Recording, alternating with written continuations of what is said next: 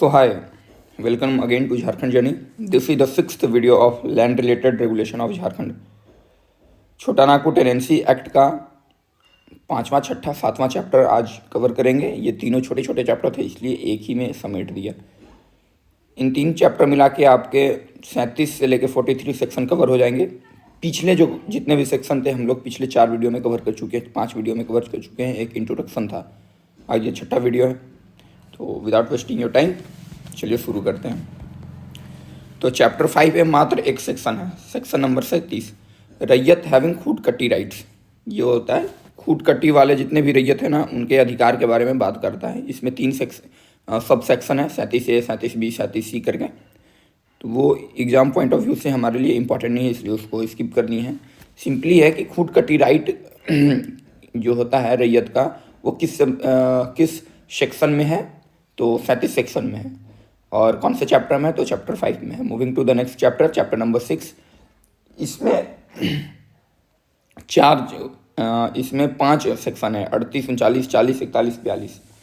उसमें भी sub section हैं बहुत सारे, लेकिन सब सेक्शन को हम लोग अवॉइड करेंगे क्योंकि वो टेक्निकल टर्म है, वो कोर्ट कचहरी में काम आने वाली चीज़ें हैं। अगर कंस्ट्रक्शन का काम चल रहा है बगल में, नॉइज जा रहा है, तो थोड़ा सा उसको इग्नोर कीजिएगा।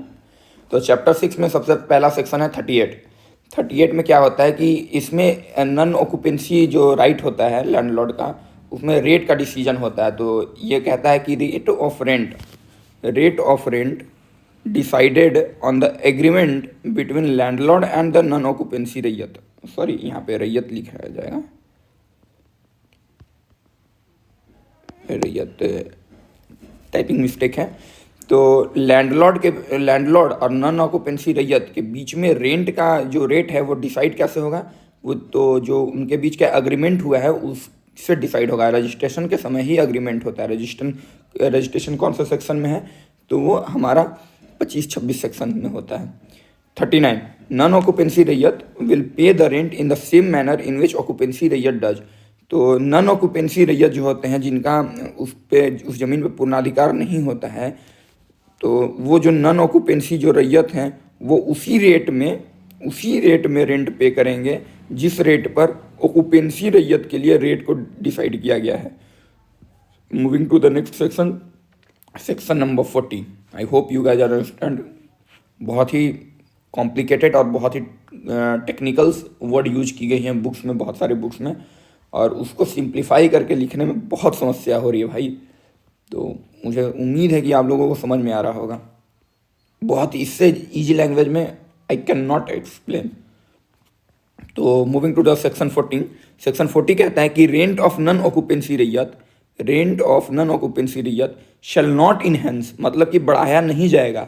कैसे नहीं बढ़ाया जाएगा, रेंट ऑफ नन ऑक्यूपेंसी, जो नन ऑक्यूपेंसी रैयत का रेंट जो है वो तब तक नहीं बढ़ाया जाएगा। शैल नॉट इनहेंस मतलब कि बढ़ाने का कोई प्रावधान नहीं है। लैंडलॉर्ड नहीं आएगा मुंह उठा के बोल देगा कि हाँ अब तुम्हारा जो रेट है वो बढ़ जाता है, रेंट का जो लगान का दर है वो बढ़ जाता है, वो नहीं होगा। तो सेक्शन 42 में जितने भी वो हैं अग्रीमेंट का पॉइंट है, उसके अलावा किसी और अन्य तरीके से नन ऑक्यूपेंसी रैयत का जो है रेंट देने का रेट जो है वो नहीं बढ़ाया जाएगा, दर को बढ़ाया नहीं जा सकता है। सेक्शन 41 कहता है कि किस आधार पे लैंडलॉर्ड जो है वो नन ऑक्यूपेंसी रैयत को अपने ज़मीन से बेदखल कर सकता है, मतलब कि उसको उस ज़मीन से उसका अधिकार को छीन सकता है। तो अगर जो नन ऑक्यूपेंसी रैयत जो है वो ज़मीन तो ले लिया है लीज पर ले लिया है, और उस लीज पर लेने के बाद जो ज़मीन का जो कर है यानी कि जो लगान है वो लगातार 2 वर्षों तक नहीं चुकाया है, तब जो है लैंडलॉर्ड जो है उसको नन ऑक्यूपेंसी रैयत को उस ज़मीन के अधिकार से बेदखल कर सकता है। या फिर और भी यहाँ पे 4 इंपॉर्टेंट पॉइंट मेंशन किए हैं, 7-8 पॉइंट थे, तो 4 इंपॉर्टेंट पॉइंट को मेंशन किए हैं। अगर वो जो नन ऑक्यूपेंसी रैयत जो है उस ज़मीन को अनऑथोराइज मैनर में यूज करता है। अनऑथोराइज मैनर मतलब जो हम लोग पिछले वीडियो में पढ़े थे कि उस ज़मीन पे क्या क्या कार्य किया जा सकता है, जैसे कि खेती किया जा सकता है, ईंटा भट्टी खोला जा सकता है, टाइल्स बनाने का मशीन लगाया जा सकता है, और एनिमल हस्बेंड्री खोले जा सकते हैं, जैसे मुर्गी फार्म, बकरी फार्म, इस तरह से चीज़ें खोली जा सकती है। तो जो ऑथराइज मैनर है उसके अलावा कोई भी अन्य काम करता है ना उस ज़मीन पे, तो नन ऑक्यूपेंसी रैयत को उस ज़मीन से बेदखल किया जा सकता है। या फिर जो रेंट जो तय हुआ है, जो मतलब रेंट ऐसा भी नहीं तय होता है जो कि रैयत जो है वो चुका ही ना पाए, एक फेयर मैनर में रेंट को तय किया जाता है। तो अगर वो जो नन ऑक्यूपेंसी रैयत जो है वो उस रेंट पे, उस फेयर रेंट पे लगान देने से मना करता है, तो जो अपने लैंडलॉर्ड है उसको ज़मीन से बेदखल कर सकता है, टर्मिनेट कर सकता है। या फिर यूजिंग लैंड, या फिर ज़मीन का उस तरह से यूज करना, इन सच वे, उस तरीके से यूज करना जो कि भविष्य में चल के उस ज़मीन की जो वैल्यू है उस पर असर डालेगी। अगर वो उस तरह का काम करता है उस ज़मीन पे जो भविष्य में आगे चलकर उस ज़मीन के जो वैल्यू है, मान लीजिए अगर ज़मीन बेचता है तो उस वैल्यू से उसको कम मिलता है, तो उस तरह के कार्य अगर वो नन ऑक्यूपेंसी रैयत उस ज़मीन पे करता है तो उसको जो है उस ज़मीन से बेदखल किया जा सकता है। कौन करेगा? अपने वो करेंगे, लैंडलॉर्ड करेंगे। किसके माध्यम से करेंगे? जो उनके बीच का अग्रीमेंट हुआ था उन्हीं के माध्यम से करेंगे। Moving to the next section number 42। Section number 42 कहता है ना कि अगर जो है जो रैयत है, नन ऑक्यूपेंट रैयत है, वो अगर लगान देने से मना कर दे तो लैंडलॉर्ड क्या करेगा, उसके पास क्या अधिकार है। तो वैसे तो लैंडलॉर्ड अमूमन हम लोग मानते हैं कि लैंडलॉर्ड बाहुबली टाइप का आदमी हो, तो ऐसा नहीं होगा कि जो लीज पर लिया है तो वो रेंट देने से मना करेगा। लेकिन इन केस अगर वो जो रैयत है, जो नन ऑक्यूपेंट रैयत है, वही बाहुबली है और ये दब्बू किस्म का आदमी है, तो उसके पास क्या अधिकार है अपने ज़मीन के बचाव करने के लिए। तो सेक्शन 42 कहता है कि अगर रैयत जो है वो लगान को जमा करने से मना करता है तो लैंडलॉर्ड क्या करेगा कि एक एप्लीकेशन लिखेगा डिप्टी कमिश्नर के पास, और डिप्टी कमिश्नर जो है वो इंक्वायरी करेंगे और उसके बाद ये डिसाइड करेंगे कि जो रैयत है उसको उस ज़मीन से बेदखल किया जाएगा या नहीं किया जाएगा। ये किस में मेंशन है? सेक्शन 42 में। वेरी इंपॉर्टेंट सेक्शन है। Moving to the next chapter number 7। Chapter 7 में मात्र एक सेक्शन है, उसके सब सेक्शन 6-7 सब सेक्शन है। सब सेक्शन बहुत ज़्यादा इंपॉर्टेंट नहीं है, लेकिन जो इंपॉर्टेंट है उसको हम लिख कर ले आए हैं। तो 43 कहता है कि जो ज़मीन है, कुछ ज़मीन मतलब वैसे ज़मीन जिसको चैप्टर 4 और चैप्टर 6 के जो प्रोविज़न है उससे अलग रखा जाता है।